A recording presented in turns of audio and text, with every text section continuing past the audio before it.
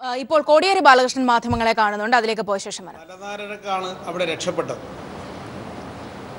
ജില്ലാ സെക്രട്ടറിയെ കൊലപ്പെടുത്തണമെന്ന ഉദ്ദേശത്തോടു കൂടി ഒരു സംഘം നടത്തിയിട്ടുള്ള ആസൂത്രിതമായ ഒരു ആക്രമണമാണ് ഇന്ന് പുലർച്ചെ കോഴിക്കോടുണ്ടായ സംഭവം. മോഹനൻ മാസ്റ്റർ അദ്ദേഹത്തിൻ്റെ പ്രദേശത്ത് നിന്ന് ജില്ലാ കമ്മിറ്റി ഓഫീസിലേക്ക് വരുന്ന സമയം നോക്കി ആസൂത്രണം ചെയ്തൊരു സംഭവമായിരുന്നു. ഓഫീസിനകത്ത് കൂടുതൽ പേർ ഉണ്ടായതുകൊണ്ടാണ് മറ്റ് സംഭവം നടത്താൻ അവർക്ക് അകത്ത് പ്രവേശിക്കാൻ കഴിയാതെ പോയത്.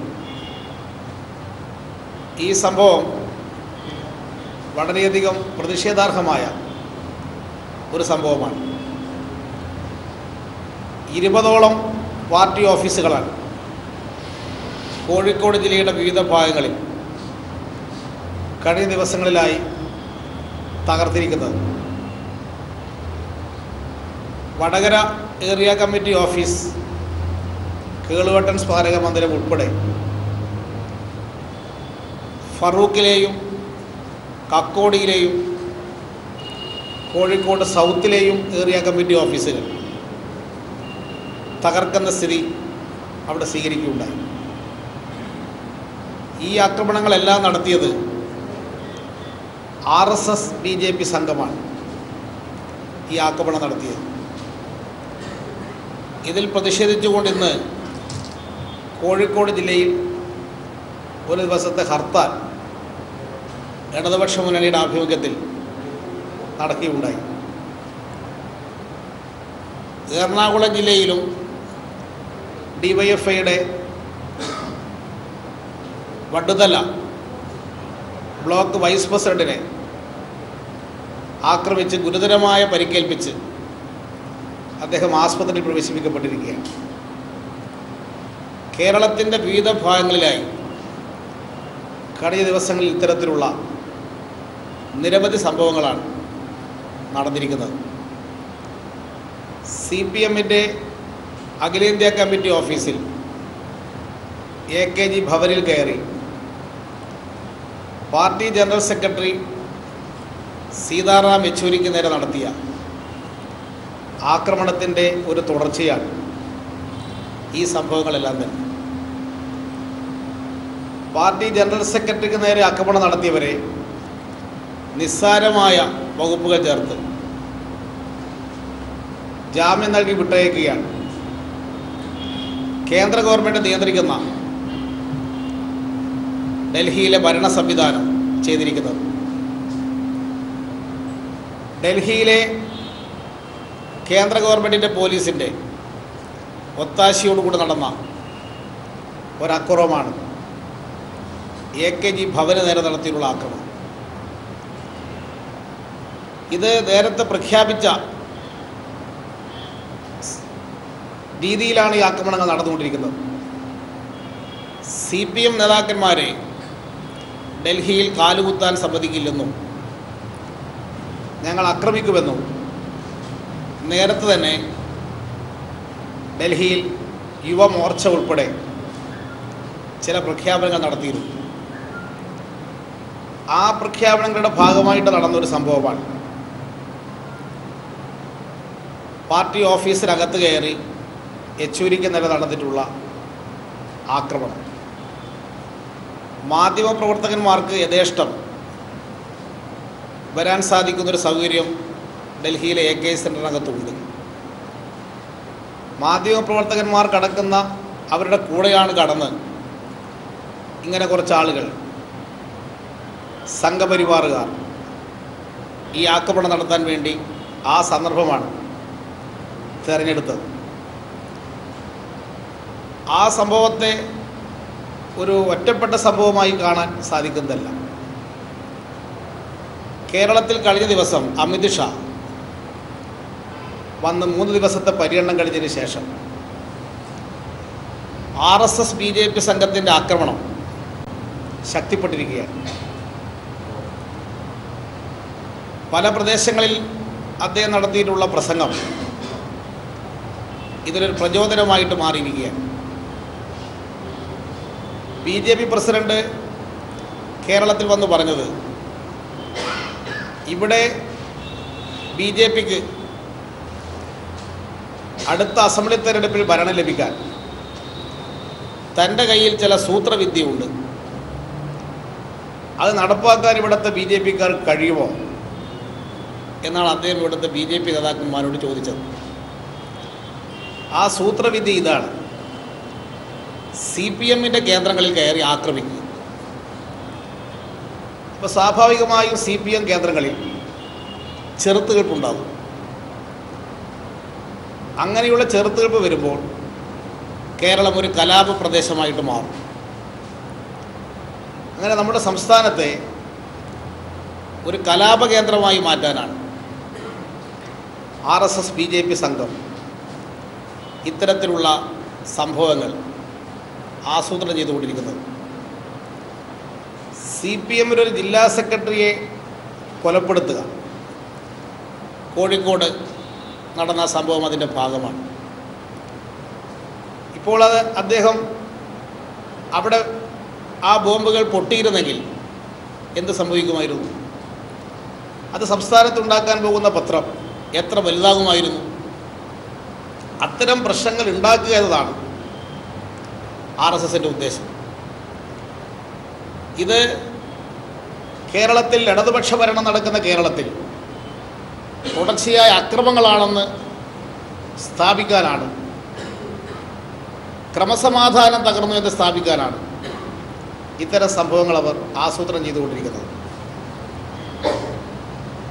LDF അധികാരത്തിൽ വന്നതിന് ശേഷം CPMൻ്റെ 12 പ്രവർത്തകന്മാർ സംസ്ഥാനത്ത് കൊല ചെയ്യപ്പെട്ടിരിക്കുകയാണ്. മലപ്പുറം ജില്ലയിൽ മതം മാറിയതിൻ്റെ പേരിലാണ് ഒരു ഫൈസലിനെ കൊലപ്പെടുത്തിയത്. കാസർഗോഡ് ജില്ലയിൽ പള്ളിക്കകത്ത് കയറിയിട്ടാണ് ഒരു മദ്രസാധ്യാപകനെ വെട്ടിക്കൊന്നത്. ഈ സംഭവങ്ങളെല്ലാം ആസൂത്രിതമായി നടന്ന സംഭവങ്ങളാണ്. ഇത്തരത്തിലുള്ള തുടർ സംഭവങ്ങൾ ഇനി ഉണ്ടാക്കുക എന്നതാണ് RSS ഇവിടെ ആസൂത്രണം ചെയ്തുകൊണ്ടിരിക്കുന്നത്. ഇതിനെതിരെ ജനാധിപത്യ ശക്തികളാകെ രംഗത്ത് വരണം. സമാധാനപൂർവമായ രാഷ്ട്രീയ പ്രവർത്തനമാണ് CPM ആഗ്രഹിക്കുന്നത്. ഇപ്പോഴും CPM ജനങ്ങളോട് അഭ്യർത്ഥിക്കുന്നത്, പാർട്ടി പ്രവർത്തകന്മാരോടും അഭ്യർത്ഥിക്കുന്നത് അക്രമ സംഭവങ്ങളിൽ ഏർപ്പെടാൻ പാടില്ല എന്നുള്ളതാണ്. മറ്റു പാർട്ടികളുടെ ആഫീസുകൾ ആക്രമിക്കാനോ മറ്റു വിധത്തിൽ വീടുകൾ കയറി ആക്രമിക്കുകയോ ചെയ്യുന്ന ഒരു തരത്തിലുള്ള അക്രമ സംഭവങ്ങളിൽ CPM പ്രവർത്തകന്മാർ ഭാഗവാക്കാകാൻ പാടില്ല. BJPക്കാർ അഴിച്ചുവിടുന്ന പ്രകോപനത്തിൽ പെട്ടുപോകാൻ പാടില്ല. ആത്മസംയമനം പാലിച്ച് ഇത്തരം പ്രശ്നങ്ങളിൽ ബഹുജനങ്ങളെ അണിനിർത്തിക്കൊണ്ട് അക്രമം നടത്തുന്നവരെ ഒറ്റപ്പെടുത്താനായിരിക്കണം CPM മുൻകൈയെടുത്ത് പ്രവർത്തിക്കേണ്ടത്. ഇടതുപക്ഷ ജനാധിപത്യ മുന്നണി ഈ കാര്യം ചർച്ച ചെയ്തുകൊണ്ട് 12-ാം തീയതി തിങ്കളാഴ്ച വൈകുന്നേരം 4 മണി മുതൽ കേരളത്തിലെ ജില്ലാ കേന്ദ്രങ്ങളിൽ 14 കേന്ദ്രങ്ങളിലായി ബഹുജന കൂട്ടായ്മ സംഘടിപ്പിക്കാൻ തീരുമാനിച്ചിട്ടുണ്ട്. ആ ബഹുജന കൂട്ടായ്മ വലിയ വിജയമാക്കി ജനങ്ങളെ അണിനിരത്തിക്കൊണ്ടുള്ള പ്രതിഷേധമാക്കി ഇതിനെതിരായുള്ള പ്രതിഷേധം രൂപപ്പെടുത്തിയെടുക്കണം എന്നാണ് CPIM അഭ്യർത്ഥിക്കുന്നത്. നേരത്തെ തലശ്ശേരിയിലുണ്ടായ ഫസൽ വധക്കേസ്, ആ വധവുമായി ബന്ധപ്പെട്ട് CPMൻ്റെ ചില നേതാക്കന്മാരെ ആ കേസിനകത്ത് തെറ്റായി ഉൾപ്പെടുത്തുകയുണ്ടായി. CPMൻ്റെ കണ്ണൂർ ജില്ലാ സെക്രട്ടേറിയറ്റ് മെമ്പറായിട്ടുള്ള കാരായി രാജൻ, ഏരിയ കമ്മിറ്റി മെമ്പറായിട്ടുള്ള കാരായി ചന്ദ്രശേഖരൻ, ഇവരെ കോൺസ്പിറസി കുറ്റം ചുമത്തിക്കൊണ്ടാണ് ആ കേസിൽ പ്രതികളായിട്ട് ചേർത്തത്. എന്നാൽ ആ സംഭവം നടത്തിയത് RSS ആണ് എന്ന് ഉള്ള മൊഴി പോലീസിന് മുമ്പിൽ ലഭിക്കുകയും ആ മൊഴി CBI കോടതിക്ക് മുമ്പിൽ സമർപ്പിക്കുകയും ചെയ്തിരിക്കുകയാണ്. ഇന്ന് ചില മാധ്യമങ്ങൾ കോടതിയിൽ കൊടുത്ത മൊഴി പുറത്തുവിട്ടിട്ടുണ്ട്. ആ മൊഴിയിൽ RSSകാരനായ ഒരു സുബീഷ് വ്യക്തമായി പറയുന്നത് ആ സംഭവം ചെയ്തത് താങ്കൾ RSSകാർ തന്നെയാണ് എന്ന സംഭവത്തിൽ പങ്കെടുത്തവരെല്ലാം വെളിപ്പെടുത്തിക്കൊണ്ടുള്ള ഒരു മൊഴി RSS പ്രവർത്തകൻ പോലീസിന് കൊടുത്തിട്ടുണ്ട്. മറ്റൊരു കേസുമായി ബന്ധപ്പെട്ട് അദ്ദേഹത്തെ അറസ്റ്റ് ചെയ്തപ്പോഴാണ് പോലീസ് അദ്ദേഹത്തെ ചോദ്യം ചെയ്തപ്പോൾ വേറെ 2 കേസുകൾക്ക് ഉള്ള പങ്ക് വെളിപ്പെടുത്തിക്കൊണ്ട് സുബീഷ് മൊഴി നൽകിയത്. അതിൽ ചിറ്റാരിപ്പറമ്പിലെ പവിത്രൻ വധക്കേസിൽ നേരത്തെ അറസ്റ്റ് ചെയ്യപ്പെട്ടവരുടെ കൂടാതെ മറ്റു ചില ആളുകൾ കൂടി ഉണ്ട് എന്ന് ഈ RSS പ്രവർത്തകൻ നടത്തിയിട്ടുള്ള വെളിപ്പെടുത്തലിൻ്റെ അടിസ്ഥാനത്തിൽ കോടതിയുടെ അനുമതിയോടുകൂടി പവിത്രൻ വധക്കേസ് ഫർദർ ഇൻവെസ്റ്റിഗേഷൻ നടന്നുകൊണ്ടിരിക്കുകയാണ്. കോടതിയാണ് ഫർദർ ഇൻവെസ്റ്റിഗേഷൻ ഉത്തരവിട്ടത്. ആ മൊഴിയിൽ തന്നെയാണ് ഫസൽ വധക്കേസിൽ ഇത്തരത്തിലുള്ളൊരു മൊഴി അദ്ദേഹം നടത്തിയത്. ആ മൊഴി കേരള പോലീസ് രേഖപ്പെടുത്തി CBIക്ക് കൈമാറി.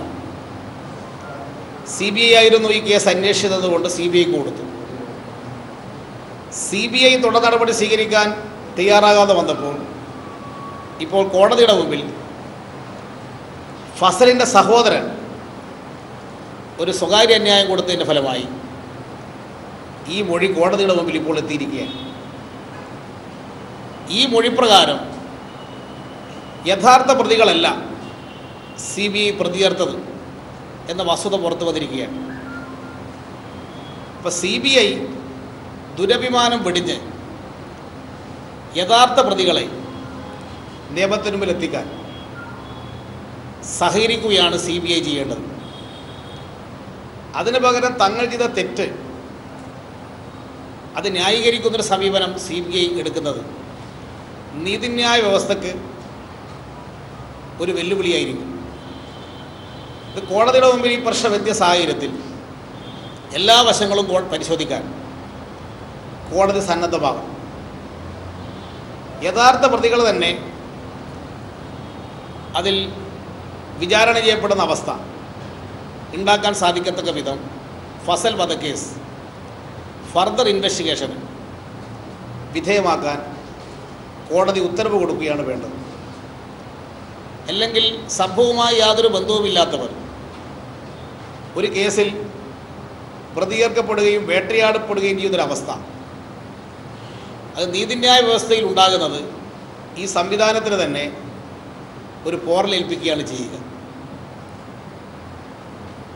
ആ സംഭവവുമായി ബന്ധപ്പെട്ട് പ്രതികളാക്കപ്പെട്ടവർ 3 വർഷം ജയിലിൽ കിടന്നു, ഒരു ബന്ധവുമില്ലാത്തവർ. പിന്നെ അവർക്ക് ജാമ്യം കിട്ടിയതിന് ശേഷം 3 വർഷമായി സ്വന്തം പ്രദേശത്ത് പോകാൻ അവരെ അനുവദിക്കുന്നില്ല. എറണാകുളം ജില്ല വിട്ടുപോകാൻ പാടില്ല എന്നുള്ള കണ്ടീഷൻ വെച്ചതോടുകൂടി അവർക്ക് ജോലി ചെയ്ത് ജീവിക്കാനുള്ള അവകാശം പോലും ഇല്ലാതായിരിക്കുകയാണ്. പൗരാവകാശം തന്നെ നിഷേധിക്കപ്പെടുന്ന സ്ഥിതി ഈ കേസുമായി ബന്ധപ്പെട്ട് വന്നുചേർന്നിരിക്കുകയാണ്. ഇപ്പോൾ യഥാർത്ഥ പ്രതികൾ ആരാണ് എന്നുള്ള വസ്തുത കോടതിയുടെ മുമ്പിൽ വന്നതോടുകൂടി അതിൻ്റെ അടിസ്ഥാനത്തിലുള്ള ഒരു അന്വേഷണ നടപടി സ്വീകരിക്കാൻ CBI മുന്നോട്ട് വരണം. ഇതിൽ നിന്ന് വ്യക്തമാകുന്നത് RSS കേരളത്തിൽ എങ്ങനെയാണ് പ്രവർത്തിക്കുന്നത്. അതിൻ്റെ ഏറ്റവും വലിയ തെളിവാണ് അവരൊരു സംഭവം നടത്തും, എന്നിട്ട് ആ സംഭവം മറ്റുള്ളവരുടെ പേരിൽ കെട്ടിവെക്കും. ഇതാണ് അവർ പ്രവർത്തിച്ചു കൊണ്ടിരിക്കുന്ന രീതി എന്ന് വെളിപ്പെടുത്തുന്ന ഒരു സംഭവമാണ് ഇന്ന് ചില ടെലിവിഷൻ ചാനലുകൾ പുറത്തുവിട്ടിട്ടുള്ള ഫസൽ വധക്കേസിൻ്റെ മൊഴിയുമായി ബന്ധപ്പെട്ട് പുറത്തു വന്നിരിക്കുന്ന കാര്യങ്ങൾ. RSSും BJPയും നടത്തുന്ന ഇത്തരം പ്രവർത്തനങ്ങളെ അത് ജനാധിപത്യത്തിനെതിരായിട്ടുള്ളൊരു പ്രവർത്തനമാണ്, മതനിരപേക്ഷതയ്ക്കെതിരായിട്ടുള്ളൊരു വെല്ലുവിളിയാണ്. ഇത് കണക്കിലെടുത്ത് ജനാധിപത്യ മതനിരപേക്ഷ ശക്തികളെ അണിനിരത്തിക്കൊണ്ട് RSSൻ്റെ BJPയുടെ ഇത്തരം പ്രവർത്തനങ്ങളെ ഒറ്റപ്പെടുത്താനുള്ള വിവിധ രീതിയിലുള്ള പ്രചരണ പരിപാടികൾ CPIM സംഘടിപ്പിക്കും. അതിൻ്റെ ഭാഗമായി തിങ്കളാഴ്ച നടക്കുന്ന ഈ പ്രതിഷേധ കൂട്ടായ്മ വലിയ വിജയമാക്കണമെന്ന് എല്ലാവരോടും CPM സംസ്ഥാന സെക്രട്ടേറിയറ്റിന് വേണ്ടി ഞാൻ അഭ്യർത്ഥിക്കുകയാണ്.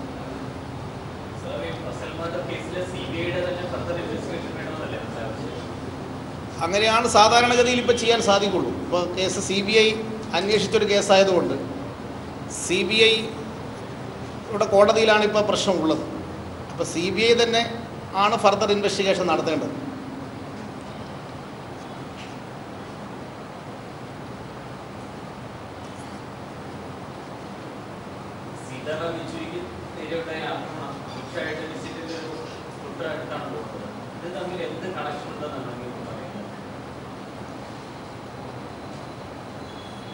CPM നേതാക്കന്മാരെ രാജ്യത്ത് സ്വൈര്യമായി പ്രവർത്തിക്കാൻ അനുവദിക്കില്ല എന്ന പ്രഖ്യാപനം കോയമ്പത്തൂരിൽ വെച്ച് നടന്ന RSSൻ്റെ ദേശീയ സമ്മേളനം പരസ്യമായി തന്നെ സ്വീകരിച്ചിട്ടുണ്ട്.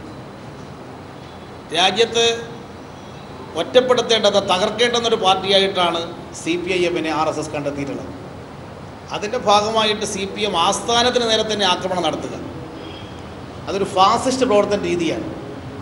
ഹെഡ് ക്വാർട്ടേഴ്സ് ആക്രമിക്കുക, ഇത് RSSൻ്റെ ഒരു പ്രത്യേക രീതിയാണ്. അത് ഭയപ്പെടുത്താനാണ്. CPMനെ ഭയപ്പെടുത്തി പാർട്ടിയുടെ പ്രവർത്തനത്തെ പിന്തിരിപ്പിക്കുക, ഇതാണ് അവർ ഉദ്ദേശിക്കുന്നത്. എന്നാൽ ഇത്തരത്തിൽ CPMനെ ഭയപ്പെടുത്തി കീഴ്പ്പെടുത്താൻ കഴിയുമെന്ന് RSS കരുതരുത്. BJP ആ മോഹം ഉപേക്ഷിക്കുന്നതാണ് നല്ലത്. ഇത്തരം പ്രവർത്തനങ്ങളെ നേരിട്ട് ജനാധിപത്യത്തിന് വേണ്ടിയുള്ള പോരാട്ടം, മതനിരപേക്ഷതയ്ക്ക് വേണ്ടിയുള്ള പോരാട്ടം, സെക്കുലറിസത്തിന് വേണ്ടിയിട്ടുള്ള സമരം CPI വലിയ മുന്നോട്ട് കൊണ്ടുപോകും. അതിനുവേണ്ടി ഞങ്ങൾ എത്ര പേർ ആക്രമിക്കപ്പെട്ടാലും ഈ പോരാട്ടത്തിൽ നിന്ന് ഞങ്ങൾ പിന്തിരിയാൻ പോകുന്നില്ല എന്ന വസ്തുത BJP RSS നേതൃത്വം മനസ്സിലാക്കണം. അതുകൊണ്ട് അവർ ആ സമീപനം ഉപേക്ഷിക്കണം. മുഖ്യമന്ത്രി മുൻകൈയെടുത്ത് കേരളത്തിൽ ചില സമാധാന ശ്രമങ്ങൾ നടത്തിയിട്ടുണ്ട്. ആ സമാധാന ശ്രമങ്ങൾ നടത്തിയ ഘട്ടത്തിൽ ചില മാറ്റങ്ങൾ വന്നിരുന്നു. ഇപ്പോഴത് വീണ്ടും പ്രശ്നങ്ങൾ ഉണ്ടായിരിക്കുകയാണ്. അതുകൊണ്ട് ഇതിൻ്റെ അടിസ്ഥാനത്തിൽ മുഖ്യമന്ത്രി തന്നെ നേരത്തെ തുടങ്ങി വെച്ചിട്ടുള്ള സമാധാന ശ്രമങ്ങൾ, അതുമായി ബന്ധപ്പെട്ട തുടർ പരിശോധനയും ഇടപെടലും ഗവൺമെൻറ് ഭാഗത്തും ഉണ്ടാകണം. സമാധാനം സ്ഥാപിക്കുന്നതിന് വേണ്ടി CPIM മുൻകൈയെടുത്ത് പ്രവർത്തിക്കാൻ തയ്യാറാണ്. പക്ഷെ അതിൻ്റെ പേരിൽ RSSന് മുമ്പിൽ കീഴടങ്ങാൻ ഞങ്ങൾക്ക് സാധ്യമല്ല. ഞങ്ങളൊരു രാഷ്ട്രീയ പാർട്ടി എന്നുള്ളതിൽ പ്രവർത്തിച്ചു പോകാനുള്ള സ്വാതന്ത്ര്യം CPMനുണ്ട്. ആ സ്വാതന്ത്ര്യം സംരക്ഷിക്കാൻ വേണ്ടിയിട്ടുള്ള പ്രവർത്തനത്തിൽ ഞങ്ങൾക്ക് ഉറച്ചു നിന്ന് പ്രവർത്തിക്കേണ്ടതായിട്ട് വരും.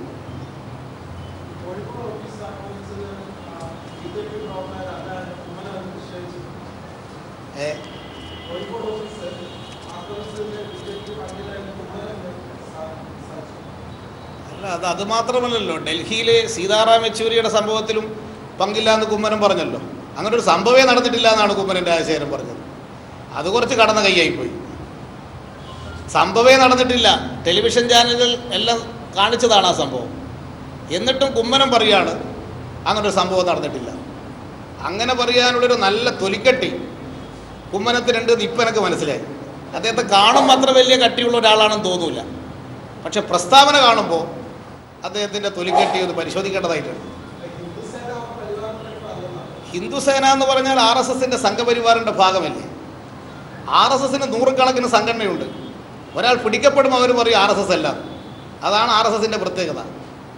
അവർ പ്ലാൻ ചെയ്തിട്ട് ആളെ അയക്കും, എന്നിട്ട് അവിടെ എത്തിയാൽ പറയും നീ ഇന്ന സംഘടനയുടെ ആളായിക്കോന്ന് പറയും. അതുകൊണ്ട് അതിൻ്റെ ഭാഗമായിട്ട് നിരവധി സംഘടനകൾ RSSന് വേണ്ടി പ്രവർത്തിക്കുന്നുണ്ട്. അതാണ് സംഘപരിവാർ. ആ പരിവാറിൽപ്പെട്ട ആളാണ് ഈ സംഭവം നടത്തിയത്.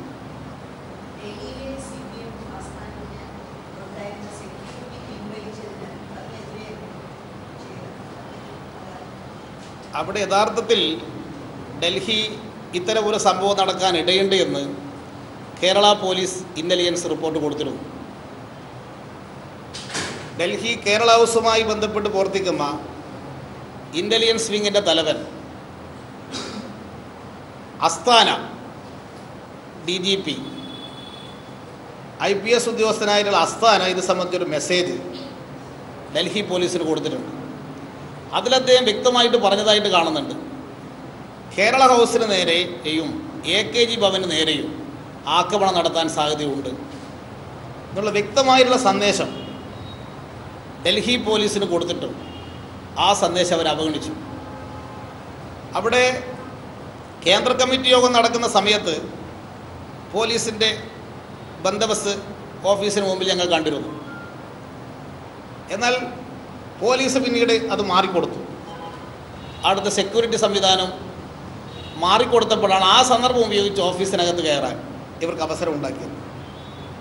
കേന്ദ്ര ഗവൺമെൻറ് കീഴിലുള്ള ഡൽഹി പോലീസ് നടത്തിയിട്ടുള്ള ഒത്താശയാണ് ഇത്തരമൊരു സംഭവം നടത്താൻ ഇവർക്ക് അവസരം കിട്ടിയത്.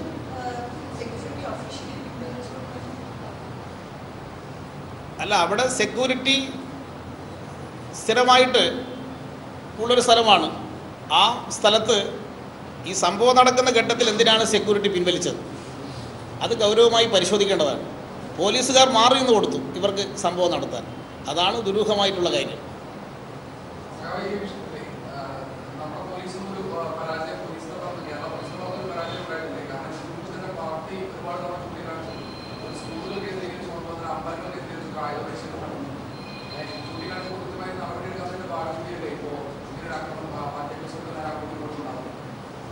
കേരളത്തിലെ എല്ലാ പാർട്ടി ഓഫീസുകൾക്കും പോലീസ് സംരക്ഷണം കൊടുക്കുക എന്ന് പറയുന്നത് സാധ്യമല്ല. വിവിധ പാർട്ടികളുടെ ഓഫീസുകൾ കേരളത്തിൽ പ്രവർത്തിക്കുന്നുണ്ട്. എല്ലാ പാർട്ടി ഓഫീസുകളും 10-15 പോലീസുകാരുടെ സംരക്ഷണത്തിൽ പ്രവർത്തിക്കുന്നൊരു സ്ഥിതി വന്നാൽ കേരള പോലീസിന് മറ്റൊരു പണിയെടുക്കാൻ സാധിക്കില്ല. അങ്ങനെ പോലീസിൻ്റെ സംരക്ഷണത്തിൽ എല്ലാ പാർട്ടി ഓഫീസുകളും പ്രവർത്തിക്കുക എന്ന് പറയുന്നത് പ്രായോഗികമല്ല. അതുകൊണ്ട് അങ്ങനെ ഓഫീസുകൾ ആക്രമിക്കുന്നൊരു സംസ്കാരത്തിൽ നിന്ന് എല്ലാവരും മാറി നിൽക്കുകയാണ് വേണ്ടത്. അതുകൊണ്ടാണ് CPIM പ്രവർത്തകന്മാരും അത്തരമൊരു പ്രവർത്തനത്തിലേക്ക് പോകാൻ പാടില്ല എന്ന് ഞാൻ പരസ്യമായിട്ട് അഭ്യർത്ഥിക്കുന്നത്.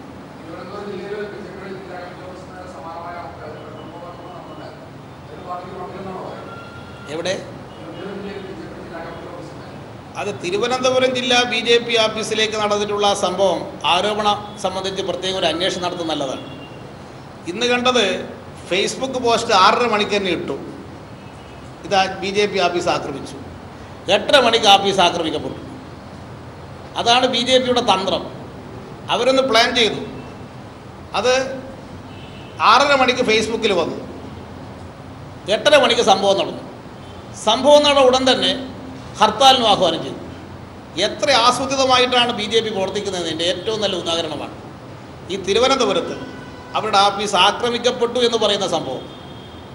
അതിൻ്റെ അടുത്ത് ആരോടും ചോദിച്ചാലും അത് മനസ്സിലാവില്ല. ഇപ്പം പറയുന്നത് CCTV അവിടെ ഉണ്ടെന്നാണ്. അത് ആ സമയത്ത് ഓഫാക്കി വെച്ചിരുന്നതാണ്. ആ സമയത്ത് മാത്രമായിട്ട് എങ്ങനെ അത് ഓഫായി പോയി? അപ്പോൾ ഇങ്ങനെയുള്ള കാര്യങ്ങൾ നടത്തി പ്രചരിപ്പിക്കാനുള്ള അതിവിദഗ്ധന്മാരാണ് BJPക്കാരെന്നുള്ളത് ഈ തിരുവനന്തപുരത്തെ ആ പ്രചരണം വ്യക്തമായിരിക്കുകയാണ്. ഇപ്പോൾ പോലീസ് എല്ലാം ഒന്ന് അന്വേഷിക്കുന്നത് നല്ലതാണ്. യഥാർത്ഥ വസ്തുത പുറത്തു കൊണ്ടുവരാൻ പറ്റുന്നൊരു അന്വേഷണം ആ സംഭവത്തിൽ നടത്തണം. ശരി, മദ്യനയം പ്രഖ്യാപിച്ചല്ലോ. നിങ്ങൾക്കൊക്കെയുള്ള വിഷമം തീർന്നില്ലേ? ഏത്?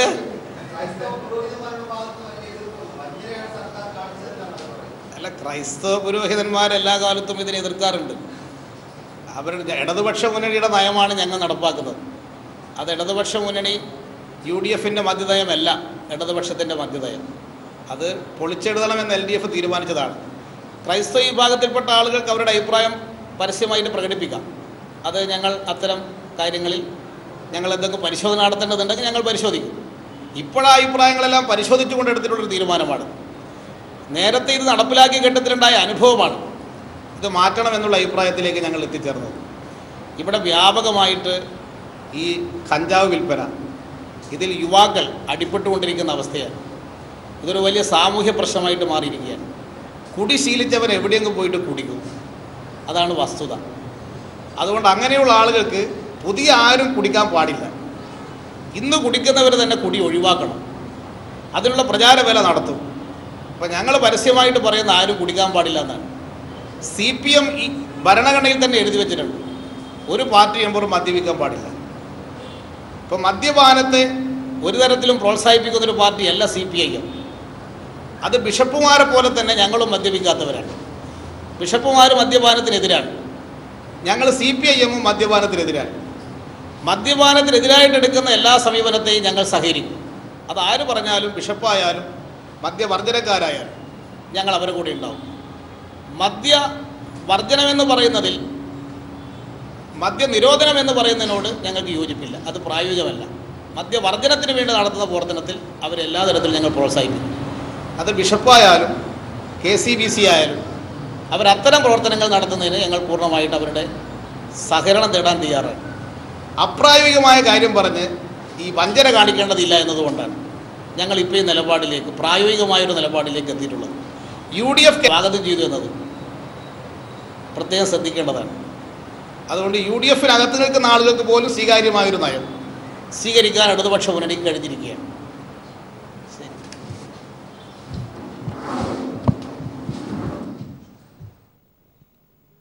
CPIM സംസ്ഥാന സെക്രട്ടറി കോടിയേരി ബാലകൃഷ്ണൻ മാധ്യമങ്ങളെ കാണുകയായിരുന്നു.